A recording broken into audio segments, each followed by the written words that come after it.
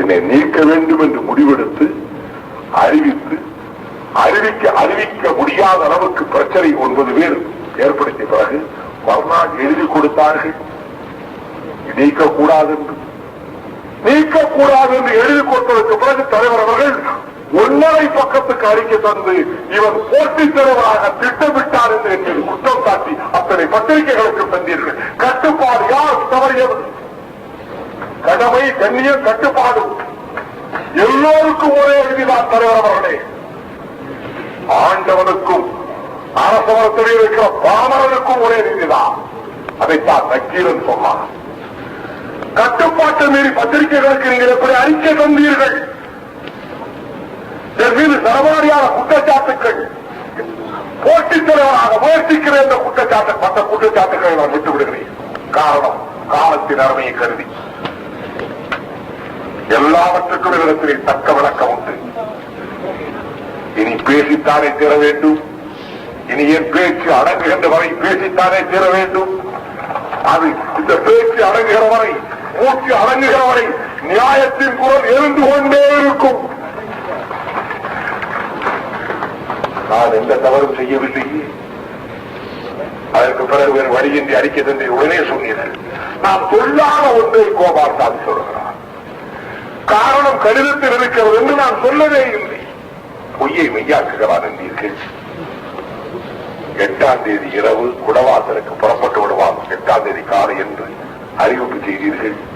அதற்கு பிறகு நிருபர்கள் கேட்டார்கள். ஒரே ஒரு பத்திரிகை தானே வந்திருக்கிறது. அந்த பத்திரிகை தானே காலை எழுந்தவுடன் கட்சிக்காரன் கையிலே வாங்குகிற பத்திரிகை.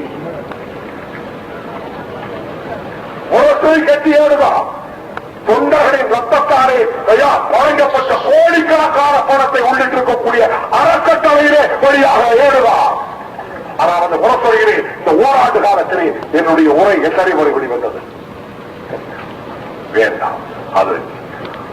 அதிலே என்னுடைய அருமை சகோதரர் ஸ்டாலின் அவர்களுடைய திருவுருவப்படம் அலங்கரிக்க தொடங்கி என் பிரச்சனை வந்ததற்கு பிறகு பொதுச் செயலாளர் பேராசிரியருக்கும் கொஞ்ச காலமாக இடம் கிடைத்திருக்கிறது.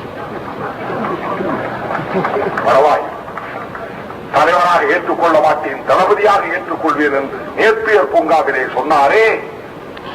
பைந்தமிழ் பேர்ப்பாகன் பாசறைக்கோர் தளபதி என்று அண்ணாவால் பாராட்டப்பட்ட அண்ணாமலை பல்கலைக்கழகத்திலே படித்த மதிநுட்பமும் முன்மான் நுழைவுடமும்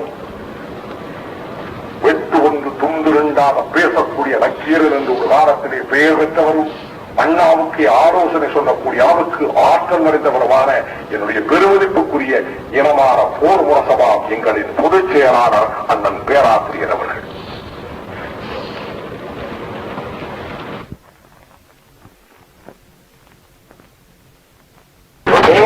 உங்கள் மீது குண்டு பாய்ந்தான் பாயாது என்ற காலத்தில் அப்படி ஒரு ஆபத்து வந்தால் தலை கொடுக்க கோபால்சாமி வருவான், யாரினோ அழகிரியும் வரமாட்டார்கள். எப்போது புரிகிறது எனக்கு? யோசிக்க அவர்களை போய் பாவம் சொல்வான். நீங்கள் 3ஆம் தேதி முரசொலியில் ஒவ்வொரு எழுத்தும் உங்கள் உத்தரவின் பேர் நான் வருகிறது. என் வழக்கு அறிக்கையை வரவில்லை. போட்டித் தலைவராக முயற்சிக்கிறேன் என்ற உங்கள் குற்றச்சாட்டுக்களை பார்ப்பதற்கு பிறகு, ஒரு உரையில் 2 கட்சி இருக்க முடியாது என்று நீங்கள் சொன்னதற்கு பிறகு, சதி செய்கிறார் ஒருவர் காலமாக என்று நேற்றுக்கு கோயம்புத்தூரை சொன்னதற்கு பிறகு இப்போதுதான் தெரிகிறது. இதை சொல்லி கொலைகாரன் என்று சொன்னால்தான் கோபால்சாமியை ஒழிக்க முடியும் என்கின்ற பிரமாண்டமான சிந்தனை வேறு எவருக்கும் வர முடியாது. ஆற்ற நிறைந்த என் தலைவருடைய உள்ளத்திலே வந்திருக்கிறது.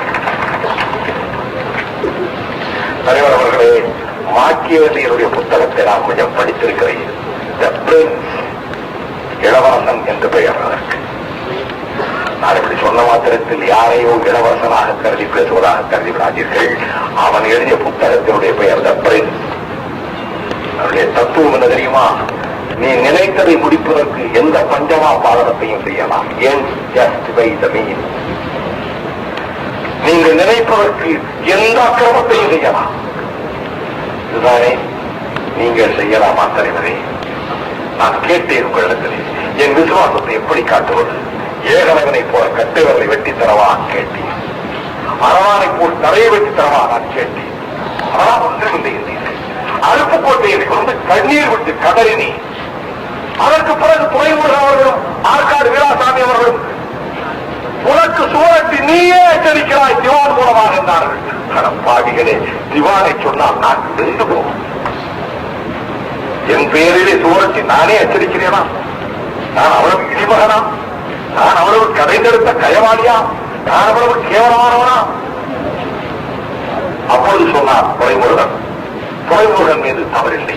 அவர் என்னை பாதுகாக்க வேண்டும் என்ற எண்ணத்திலே சொன்னார். என்னை அழிக்க நடக்கிற நிலைமைகளை தெரிந்து கொண்டு சொன்னார். இப்படி சொல்லுவது கூட அவருக்கு ஆபத்தாக.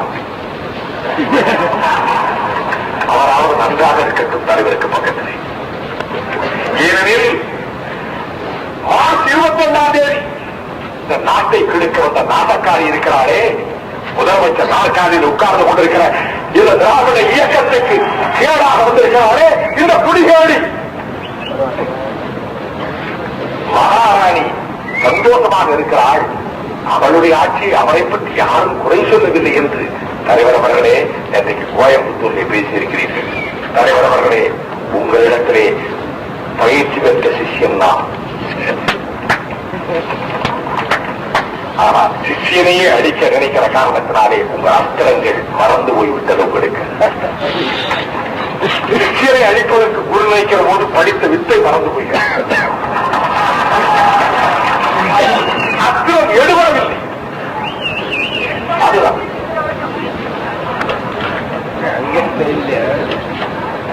இனி ஒரு தடவை குடவாசலிலே வந்து நான் பேசப் போவதில்லை, தெரிந்து கொள்ளுங்கள். என்னுடைய பேச்சில் ஒளிப்பது நான் சொன்னேன். சுப்பிரமணியன் நாங்கள் பேசிய போது புற்றுநோய் கழகத்தில் புற்றுநோய் என்று சொல்கிறார். புற்றுநோயா கோபாலசாமி சாகட்டும் என்று செவித்துவிடு, நான் சந்தோஷமாக சாகிறேன். அண்ணா புற்றுநோய் சாப்பிட்டார். புற்றுநோய்க்கு மருந்து கட்டி குடிக்கப்படுகிற போது தமிழர் சின்னவர்களோடு அழுவான் என்று காரைக்குடியில பேசுகிறேன். அதுக்கு அறிவாலயத்திலே கேள்வி. புற்றுநோய்க்கு மருந்து கண்டுபிடித்தால் இனி ஒரு தடவை தமிழன் அழுவான் என்று பேசினேன். அண்ணாவுக்கு 68 கண்டுபிடிக்கிறேன். இதற்கு அண்ணாவை பற்றி புகழ்வதை போல புகழ்ந்து என்னை கொச்சைப்படுத்துகிறார். ஆகவே புற்றுநோயா செத்து போவான் என்று சொன்னால் நான் சந்தோஷமாக ஏற்றுக்கொள்வேன். ஆனால் என்னுடைய ஒலிப்பதிவு நாடா இருக்கிறது. என் பேச்சு அது தோழி ராஜரத்னம் பிள்ளையினுடைய நாதஸ்வர இசையை போல இந்த கட்சியில் எந்த காலத்திலும் இருக்கும். நான் துரோகம் செய்தால் என் ஒலிப்பதிவு நாடாக்கள் 1000 அடிக்கு கீழே புரிந்தோட்டி புதைக்கப்படும்.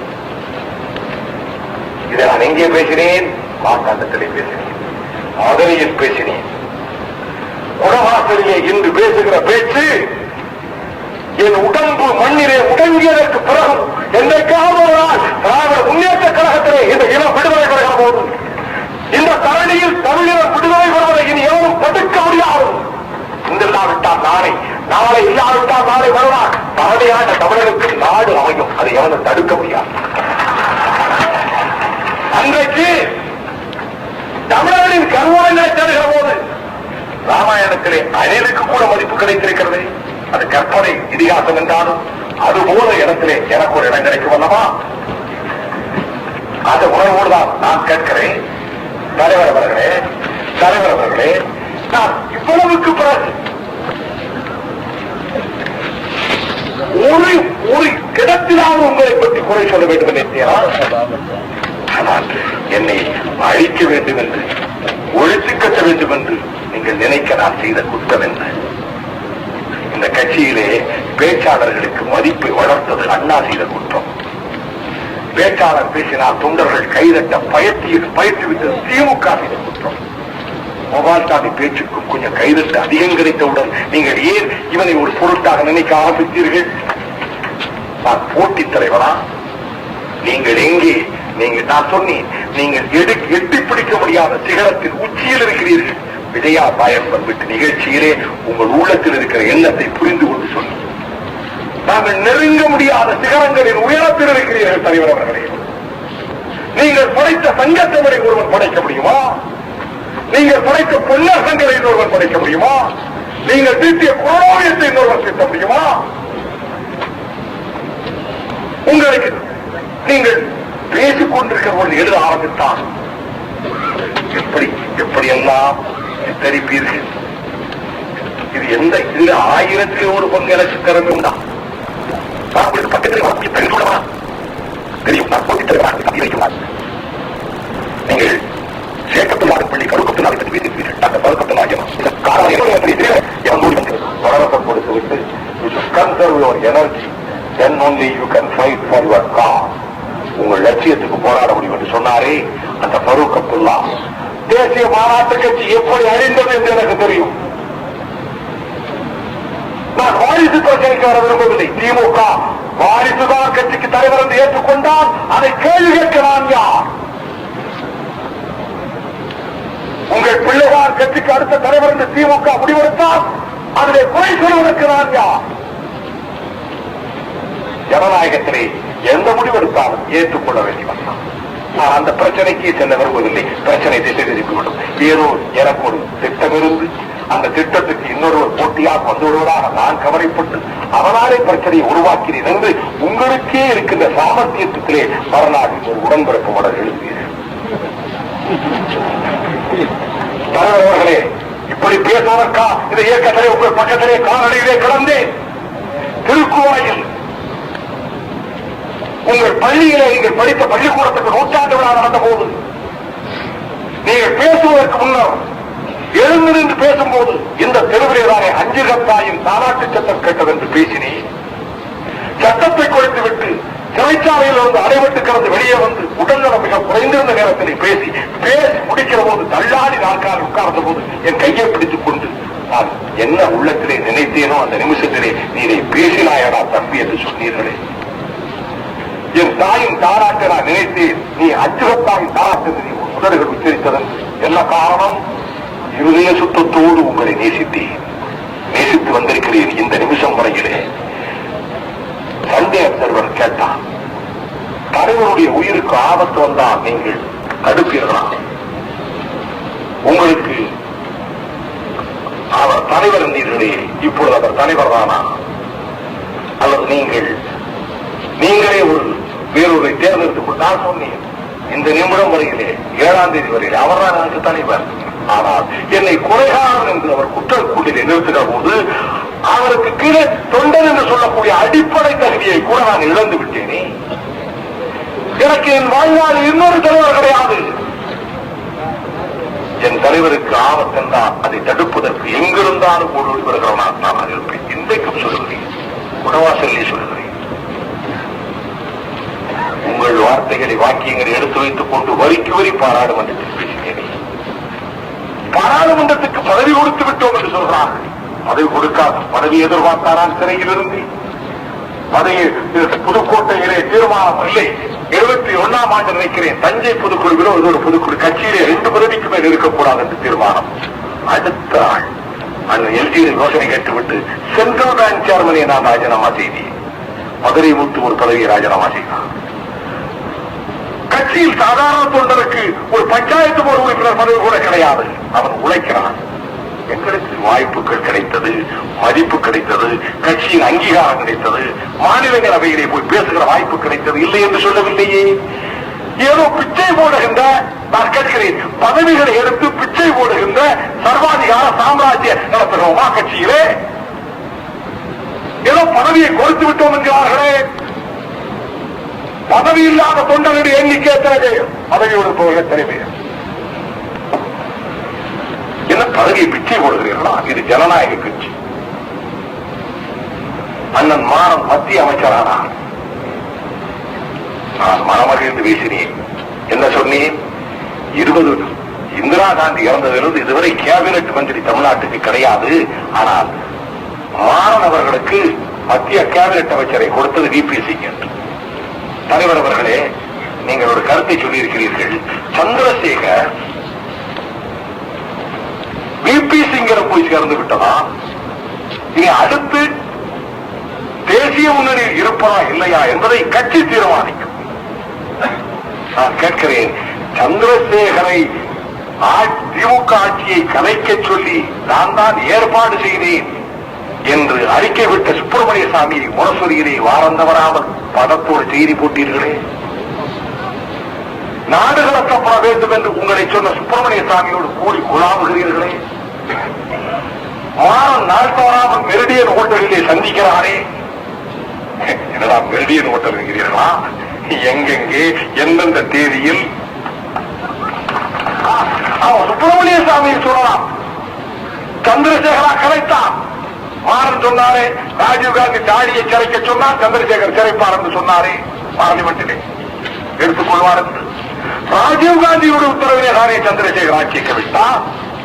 ஜெயலலிதா போயஸ் தோட்டத்திலிருந்து போட்ட எலும்பு துண்டுகள் எப்படி வேலை செய்தது? 54 எம்பி வைத்திருக்கிற சந்திரசேகர் எப்படி ஆட்சியை கவிழ்க்க முடியும்? 200 எம்பி வைத்திருக்கிற ராஜீவ்காந்தி உத்தரவு.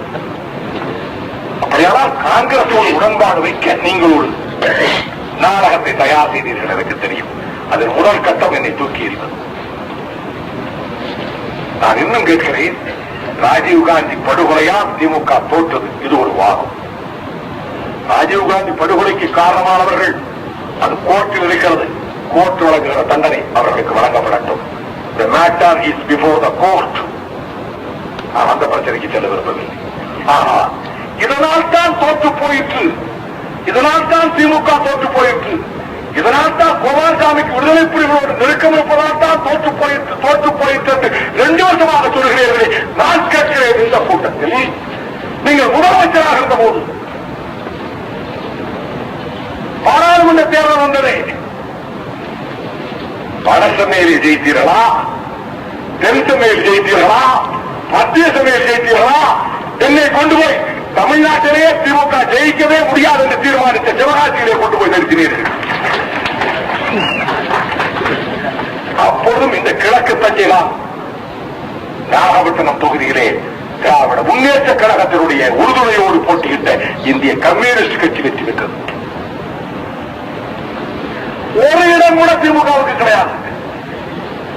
அப்பொழுது ராஜீவ்காந்தி கொண்டு விட்டார்களா விடுதலை புலிகள்? நான் கேட்கிறேன்.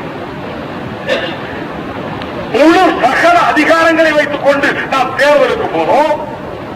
அந்த தேர்தலில் நாகப்பட்டினம் தவிர சென்னையில் கூட நாம் ஜெயிக்கவில்லை. இப்பொழுது என்ன? ராஜீவ்காந்தி படுகொலை அகில இந்தியாவிலே அரசியலிலே பெரிய அனுதாபத்தை ஏற்படுத்தி காங்கிரஸ் அதோடு முடிந்து போயிருக்கும். நரசிம்மராவ் ஆட்சிக்கு வருவதற்கு பல இடங்கள் கிடைத்தது உண்மை. ஆனால் அந்த விபிசிங்கை விட்டு விலக வேண்டும் என்று சொல்கிறீர்களே, நான் கேட்கிறேன் தலைவர் அவர்களே, காவிரி தீரத்து மக்களுக்கு சொல்வேன், இளங்கோ வர்ணித்தானே அந்த காவிரி மருங்கு வந்து திறந்தார்ப்பு மணிப்பு வாழை அதுபோர்த்தி கருங்கேற்கல் விழிப்பொருகி திறந்தாய் வாழி காவேரி என்று இளங்கோ வர்ணித்த காவிரி நமக்கு ஆசியா கண்டத்துக்கு அரிசியை தருகின்ற சோழபாண்டை களஞ்சியமாக்கிய காவிரி பாலைவனமாகி விடுமோ தஞ்சை நாடு என்று சொல்லப்பட்ட நேரத்திலே எந்த பிரதம மந்திரி நடுவர் மன்றம் அமைத்தார்? நான் கேட்கிறேன். நடுவர் மன்றம் அமைத்த ஒரே பிரதமர் VP சிங். காரணம், நீங்கள் தீர்மானம் போட்டீர்கள் தலைவர் அவர்களே, யுனானிமஸ் ரெசல்யூஷன். இனிமேல் பேசி பிரயோஜனம் இல்லை, நடுவர் மன்றம் அமைக்க வேண்டும். உங்கள் கோரிக்கையை ஏற்று VP சிங் தீர்மானம் போட்டார். நீங்கள் இப்பொழுது உடன்பாட்டை மாற்றலாமா என்கிறீர்கள். பொங்குவேளாளரை பிற்படுத்தப்பட்ட சமூகத்திலே கொண்டு போய் நான் சேர்த்தேன். இது ரொம்ப கொச்சைப்படுத்துவது தலைவர் அவர்களே. சாதிக்காரரிடம் ஓட்டு வாங்குவதற்காக நான் உங்களை பிற்பட்ட ஜாதியில் சேர்த்தேன், எனக்கு ஆதரவு கொடுங்கள் என்று சொல்வது ஒரு சராசரி அரசியல்வாதியை வைத்து உங்களை ஸ்டேட்ஸ்மனாகத்தான் நான் என்றைக்கு மதித்து வந்திருக்கிறேன்.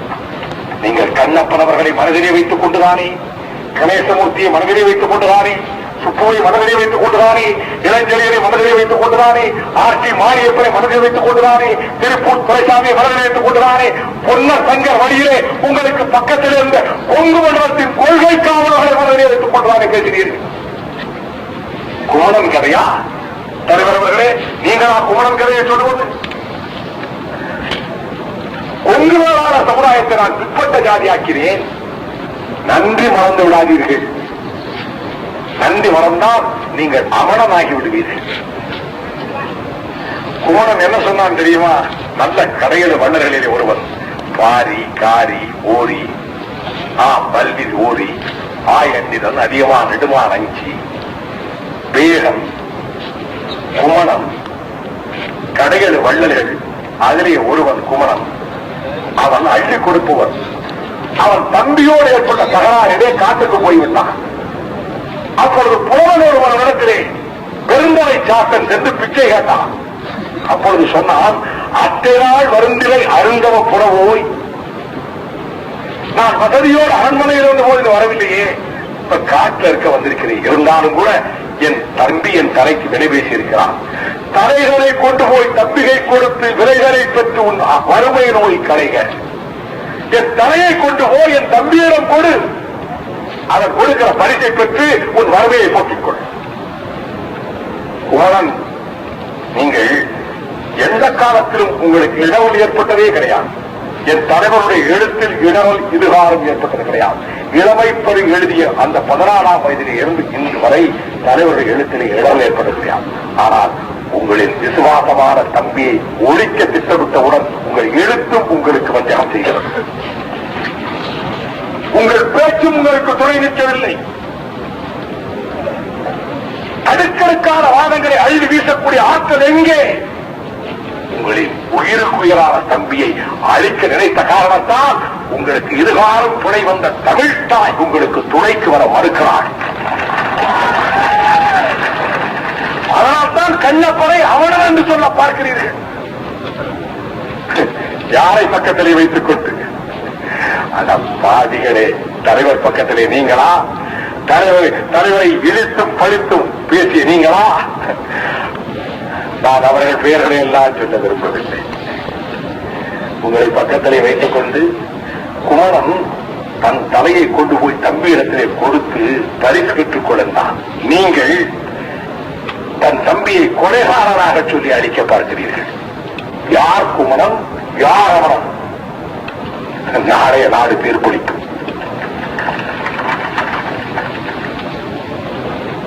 அதற்கு பிறகு அவனும் திரும்பி விட்டான். எப்பொழுது திரும்பினான்? தலையை வெட்டி கொடுக்க தயாராகிவிட்டார் என்பதால் அவனும் திரும்பி விட்டான். ஒருவேளை கோபால்சாமி கயவனாக இருந்திருப்பானால், கோபால்சாமி குமரனாக இருந்திருப்பானால், கோபால்சாமி அவனாக இருந்திருப்பானால், நீங்கள் கடையோடு வள்ளல்களிலே ஒருவராகிய குமரனை போல் என் தம்பி கையாலே செத்தால் அது எனக்கு பாக்கியம் என்று சொல்லியிருந்தால், ஒரு வேலை வஞ்சக எண்ணம் கொண்டிருந்தால் நான் தூக்க மாட்டிக் கொண்டு செத்திருப்பேன்.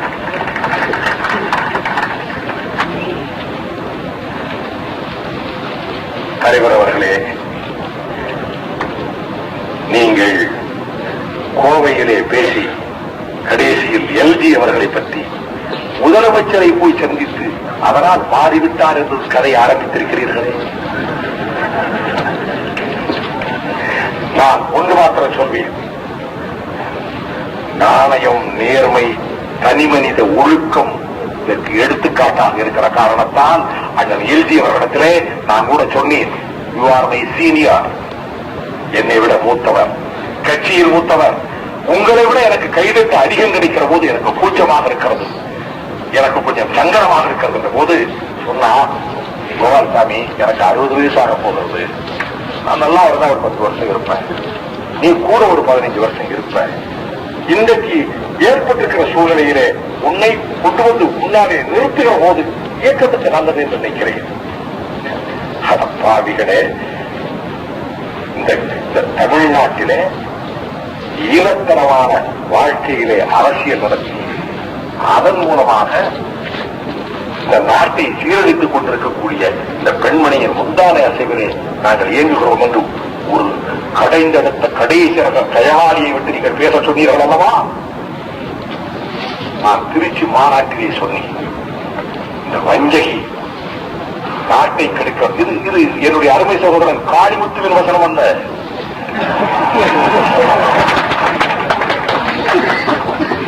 பரவாயில்லை, தமிழ் பலருடைய வியாபாரத்துக்கு பயன்படுகிறது. உடலை வாணிபம் செய்பவளை கூட நான் மன்னிப்பேன், வறுமை காரணமாக. அவள் வறுமையினாலே உடலை வாணிபம் செய்கிறான். தமிழையும் எழுத்தையும் பேச்சையும் வாணிபம் செய்பவர்கள் உடல் வாணிபம் செய்கின்ற விபச்சாரிகளை விட கேவலமானது.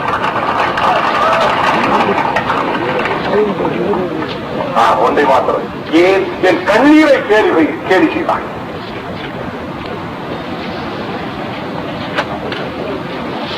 எவ்வளவு எந்த எந்த அளவுக்கு உங்களுடைய உள்ளத்திலே கொடூரமான எண்ணங்கள்,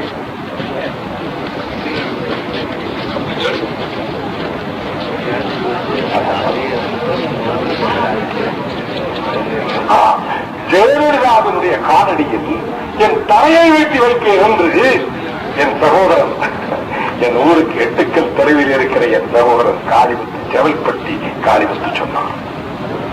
யாருடைய காலடியிலே? நீ எம்ஜிஆர் காலடியிலே வைப்பேன் என்று சொல், உன்னை நான் கொலை சொல்ல மாட்டேன். உனக்கு வாழ்வு கொடுத்தவர் எம்ஜிஆர்.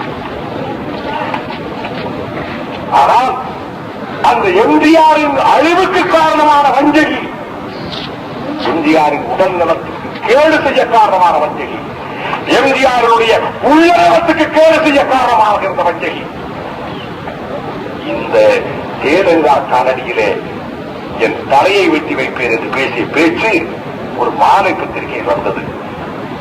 இந்த புரட்சி தலைவர் இல்லையே நான் பர்மாகதியை போல அடைந்திருப்பேன் என்று பேசியிருக்கிறேன். உடனே நண்பர் திருநாவுக்கரசு எம்ஜிஆர் அதிமுக அமைப்பு வைத்திருக்கிறார். அவர் சொன்னார், காளிமுத்து தன் தலையை ஜெயலலிதா காலிலே வைப்பதாக சொல்லுகிறார். ஆனால் அந்த காலை எட்டி மிதிப்பார், காலால் அந்த தலையையும் எட்டி மிதிப்பார் என்பது அவருக்கு மறந்து போய்விட்டது போலும் என்றார். நீங்கள் எல்லாம் வந்து சொல்லி நாளைக்கு எல்ஜி இடத்திலே நானும் யாரிடத்திலோ நாங்கள் போய் ஒப்பந்தம் பேசிக்கிட்டோமா? தலைவர் அவர்களே, காவிரி பட்டினத்திலே ஏன் பேசினீர்கள்? ஜெயலலிதா ஆட்சி நீடிக்கட்டும் என்று. காங்கிரஸ் ஆட்சி வேண்டாம், ஜெயலலிதா ஆட்சி நீடிக்கட்டும், ஜெயலலிதா இதற்கு நன்றி தெரிவிக்க வேண்டும். ஜெயலலிதா என்று கூட சொல்லவில்லை. இந்த ஆட்சி, இப்பொழுது இருக்கிற ஆட்சி நீடிக்கட்டும். எதற்காக? ஜூன் 26ஆம் தேதி மதுரை கூட்டத்துக்கு பிறகு எங்கே பூகம்பம் வந்து விடுமோ? சர்க்காரை கொஞ்சம் தன்மையப்படுத்திக் கொண்டால் என்ன? எந்த சர்க்காரை? இந்த கேடு கெட்டவனின் சர்க்காரை. நீங்களெல்லாம் பேரம் பேச முயற்சித்தீர்கள். நீங்களெல்லாம் ஜெயலலிதாவோடு நேரடியாக பேரம் பேச முடியாது. இப்படிப்பட்ட ஒரு அரசியல் பேரத்துக்காகத்தானே காவேரிப்பட்ட கூட்டத்திலே பேசினீர்கள். ஜெயலலிதா ஆட்சி நீடிக்கட்டும் என்று நீங்கள் தானே பேசினீர்கள். இப்பொழுது திடீரென்று என்ன காரணம்? சீச்சி, இந்த படம் பிடிக்கும் என்று காங்கிரஸை பற்றி நேற்றைக்கு விமர்சனிக்க ஆரம்பித்திருக்கிறீர்கள். ஏன் பழனியிலே விமர்சனம் இல்லை? ராணிப்பேட்டையில் விமர்சனம் இல்லை? ஒப்பந்தம் முடிந்துவிட்டது என்று வீராசாமி போவோர் வருவோரிடம் எல்லாம் சொல்லிக் கொண்டிருந்தார்கள். பரவாயில்லை. யாரெல்லாம் சேர்ந்து உங்களையும் உங்களை இந்த இயக்கத்தை நாசப்படுத்த வேண்டுமோ அவர் அவ்வளவு சண்டாளர்களும் பக்கத்தில் இருக்கிறார்.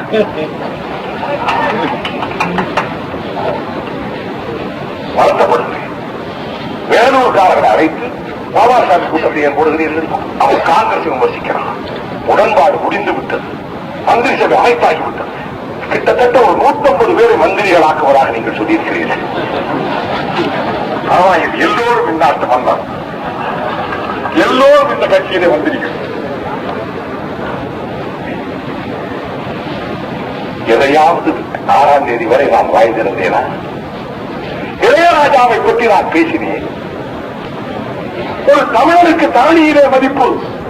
கரை கடந்து சென்றவன் தமிழன், கரமோட்டியவன் தமிழன், இலக்கணம் கண்டவன் தமிழன், இலக்கியம் கண்டவன் தமிழன், உலகத்தின் மூதாதை தமிழன். அவன் இசை அவனுக்கு சொந்தம். தொல்காப்பியம் சொல்கிறது, சிலப்பதிகாரம் சொல்கிறது. அந்த இசைக்கலையை எங்கே தேவஸ்திரி கலையை நிரூபித்து காட்டியிருக்கிறார். இந்த தொலைக்காட்சி நிறுவனம் இருட்டடிப்பு செய்கிறது. ஒரு திராவிடனை இருட்டடிப்பு செய்கிறது, ஒரு ஒடுக்கப்பட்டவனை இருட்டடிப்பு செய்கிறது, ஒரு தமிழனை இருட்டடிப்பு செய்கிறது. இளையராஜாவுக்கு அசோகா மண்டபத்திலே ராஷ்டிரபதி பவனத்திலே மெடல் கொடுத்தான், விருது கொடுத்தான். இளையராஜாவுக்கு மதிப்பல்ல, அந்த மெடலுக்கு மதிப்பு. இந்த உணர்வு கொண்டவன் தான். நீங்கள் என்ன சொல்லியிருக்க வேண்டும்? என் தம்பி பரவாயில்லை, இளையராஜா என்ற ஒரு தமிழனை பாராட்டி சந்தோஷப்பட்டிருக்க வேண்டாமா? நீங்கள் 10 பேரை அழைத்து உட்கார வைத்துக் கொண்டு, திருவாளர் தமிழ் குடிமகனாரை பக்கத்திலே உட்கார வைத்துக் கொண்டு என்ன சொன்னீர்கள்? இவனை இதுக்குத்தான் அனுப்புறமா? இளையராஜாவை இப்படி பாராட்ட சினிமாக்காரனை காக்கா பிடிக்கிறானா என்று பேச ஆரம்பிச்சீர்கள். சுப்பிரமணிய சாமியோடு மொரிசியஸ் அமைச்சரை ஜெயலலிதா சந்திக்கவில்லை. மொரிசியஸ் அமைச்சரை ஜெயலலிதா அவமதித்தார். மொரிசியஸில் உள்ள தமிழர்கள் உள்ள கொண்டுவருகிறது. இந்த முதலமைச்சரை பற்றி நான் உரிமை கருத்திலே கொண்டு வருகிறேன் சொன்னேன். சபைத் தலைவர் அம்மையார் நஜ்மா அப்துல்லா இதற்கு அனுமதி கிடையாது நான் சொன்னேன். இது மொரீசிய சம்பந்தப்பட்ட பிரச்சனை, மத்திய சர்க்கார் சம்பந்தப்பட்ட பிரச்சனை. நான் பேசி தீர வேண்டும் என்று எனக்கும் அம்மையாருக்கு வாக்குவாதம், கடைசி சகராறு வாக்குவாதம் முக்கியவுடன் ஆய்வில் எக்ஸ்பல்யூ உன்னை சபையை விட்டு வெளியேற்றுவேன் என்றார். சுப்பிரமணிய சாமி அங்கே இருந்து as to it, that is the right thing. அவனை வெளியே